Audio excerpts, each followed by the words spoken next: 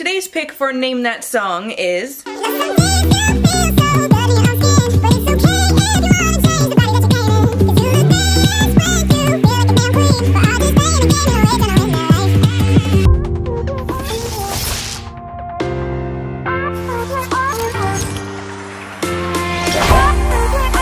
Where the f did I put my books?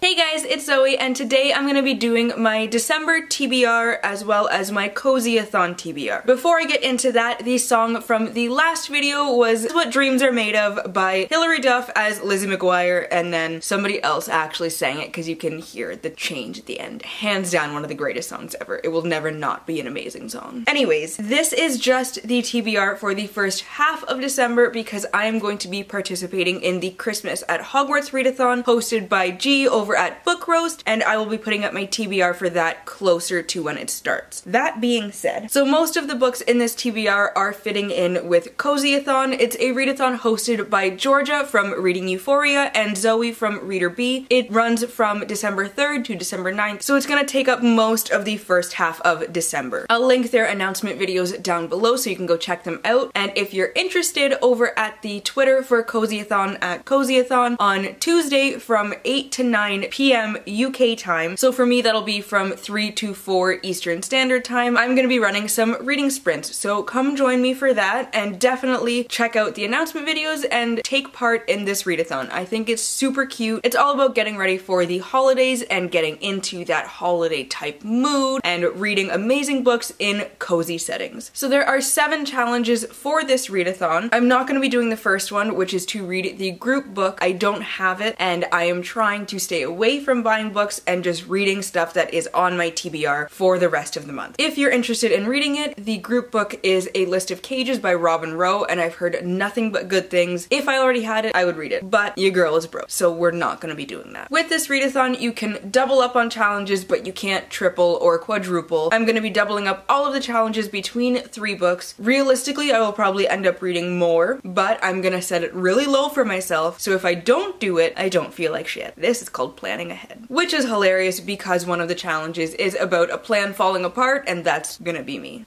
So my life completes one of these challenges. Anyways, the second challenge is to read a book with a cold cover. So that's anything that has wintry themes, any winter colors, any actual snow, or anything like that. So for this one, I've chosen Let It Snow by John Green, Maureen Johnson, and Lauren Miracle. I've had this book for way too long, and it's high time that I read it. Each of the 3 authors in this book has written a short story that interconnects with the other 2. I'm not sure what the stories are about, but I'm assuming that they're Christmas themed or winter themed, and Captain Obvious is reporting for duty once again, but this seems like the perfect Christmassy read, which is very new for me because I'm usually not a mood reader or a seasonal type reader. This readathon is actually gonna be probably the first time that I am trying to find winter or winter-y themed books during winter. This is new for me. Realistically, I would try to read that book for every single one, but you can only double up on challenges, so I had to find new books. The next challenge is to read a Christmas themed book, and for this one I'm gonna be reading Competence by Gail Carriger. This is the 3rd book in the Custard Protocol series, which is a spin-off of her other 2 series, Finishing School and Parasol Protectorate. From what I know, this is set around Christmas, but it's set in Singapore, so it's not really wintry, but it's Christmassy. The 4th challenge is to read a book about a plan falling apart, and for this one I'm going with Leah on the Offbeat by Becky Albertalli. This is a companion to Simon vs. the Samohopians? No. Simon vs. the Homo Sapiens Agenda, there we go, a book and movie that I absolutely adored, so I am so excited to get into this one. This one follows Leah. This video is sponsored by Captain Obvious, apparently. Anyways, this follows Leah in her senior year. Basically, it's not going the way she wants it to. Her mother knows that she's bisexual, none of her friends know, not even her openly gay friend Simon. She's already feeling like she doesn't really fit in with the rest of the group because she comes from a single parent family and she's decidedly less privileged than her other friends. So when the group starts fracturing in unexpected ways, she doesn't know what the hell to do. She's just trying to keep everything together in her own personal life and with her friend group, and with prom and graduation on the horizon. Everything is just very tense in her life. And then when you throw into the mix the fact that she might love one of her best friends more than she realized, shit is just not fun for Leah. So this fits in perfectly with that challenge because really her entire life plan is falling apart. The next challenge is to read a book in a cozy setting or your coziest setting, so that is up to interpretation. What I'm going to be doing is sitting in my favorite corner of our sectional with all of my blankets and my giraffe slippers and possibly reading socks too because I am extra and just trying to binge all of these books in one go. The next challenge is to read a book about getting stranded, which is also up to interpretation. It doesn't have to be actually you're physically stranded on an island somewhere, you could feel mentally stranded. So that was actually perfect because my memory card just stranded me. It was full. And then I went to go grab my computer to move some stuff off of the memory card and that was dead. I have been stranded by technology. Anyways, what was I saying here? Yes. The book that I've picked for this challenge is also Leah on the Offbeat because it seems like she's essentially emotionally stranded when everything's falling apart and she just feels alone. Finally, the last challenge is to read a book set in winter, and for this one I'm going to be reusing Let It Snow. So basically I have to use Competence as the one with the cozy setting because the other ones are all doubled up already, unless I just read another book and make it 4 books. Who knows? But this is the book for the last challenge. So if my reading goes well during that readathon, I will have extra time up until December 17th, which is when the Christmas at Hogwarts readathon starts, to read a bunch of other books. And if I finish the book that I'm on right now in a timely fashion, I'll only have 16 books left to hit my reading goal for the year, which is 150 books. So if I finish 8 books in the first half of this month and 8 books in the second half, I will hit 150 and everything will be fantastic. So for the first half, I have the 3 books that I'm going to be using for that readathon, as well as the 3 books in the Crazy Rich Asians trilogy, Crazy Rich Asians, China Rich Girlfriend, and Rich People Problems, a series that follows a girl named Rachel Chu who goes to Singapore to meet her boyfriend Nick Young's family for the first time. She's never met them, so she thinks that he's maybe ashamed of them or they're really poor or something. Turns out they're actually basically royalty in Singapore. They're the richest people, they run the show, and she does not quite fit in. The next book that I want to read in the first half of December is The Kiss Quotient by Helen Huang. Somebody please tell me. This is a struggle for me. Anyways, this is a book that follows a woman named Stella who comes up with algorithms to determine customer purchases. She's amazing at that, but it has left her with not a lot of time to become amazing in the dating department. It doesn't help that she has Asperger's and has trouble cultivating these social relationships, or that she thinks French kissing is kind of like a shark getting its teeth cleaned by pilot fish, which is like, when you think about it, like, yeah, she's not really wrong about that. So she finally comes to the conclusion that she needs a lot of practice. And by that she means practice with a professional, so she hires the escort Michael Fan. When she comes up with a lesson plan for them, he is more than willing to check off all of her boxes from foreplay to more than missionary. It doesn't take long for her to start appreciating his kisses and the other things that he's making her feel. It starts making logical sense to her, and then she realizes that love is actually the best kind of logic, as illogical as it is, but it's the best. The last book that I want to read in the first half of December is The Greek Escape by Karen Swan. If you've seen my October haul, you'll know that I got this basically because it seems like the cheesiest book in the entire world and I need that in my life. Also, it's set in Greece, and as a Greek, I feel like it's my duty to read books set in Greece, so I have to. The thing is, I really don't remember what the hell this book is about, so let's find out together. Running from heartbreak, Chloe Marston leaves her old life in London for a fresh start in New York. Working at a luxury concierge company, she makes other people's lives run perfectly, even if her own has ground to a halt. But a terrible accident forces her to step into a new role, up close and personal with the company's most esteemed and powerful clients. Charismatic Joe Lincoln is one of them, and his every wish is her command, sexual. And so when he asks her to find him a secluded holiday home in the Greek islands, she sets about sourcing the perfect retreat. But when Tom, her ex, unexpectedly shows up in Manhattan and the stability of her life is thrown off balance again, she jumps at the chance to help Joe inspect the holiday home, and inspect a little bit more of him too.